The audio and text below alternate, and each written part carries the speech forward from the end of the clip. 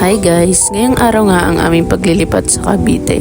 Tara, samahan niyo akong mag-ayos ng mga gamit. Konting kwentuhan lang tayo. Alam niyo bang wala kaming planong umuwi ng Cavite? Dahil ang gusto lang naming mangyari, sunduin na lang si mama at dito na lang siya sa bahay sa Albay. Ang kaso, ayaw nga ni mama umuwi dito kaya napag-isipan na lang namin ni ate na kami na lang ang umuwi ng Cavite. Total, nandun naman lahat ng kapatid namin kaya kami na lang ang uuwi para hindi na din ma-stress si mama. Alam niyo bang ang pag-uwi na to as in talagang wala. Yung nagising na lang kami, din na-realize namin ni ate na gusto na lang namin umuwi. Siyempre matanda na din si mama, nami-miss na din namin siya. Nakakamiss din kaya yung merong nanay na kasama sa bahay. Pag uwi namin, hindi din alam ni mama na pauwi na kami. Talagang iso-surprise namin siya. Meron na kaming bahay na dadatnan and nakabili na din ng mga gamit para pagdating niya, wala na din siyang iisipin. Siyempre habang kaya pa ni mama, gusto ko nang ibigay yung mga pangangailangan niya na hindi ko nabibigay. Dahil guys, hindi naman talaga kami lumaking mayaman. Mahirap pa kami sa mahirap noon. Kung babalikan ng kwento namin, parang ayoko nang balikan.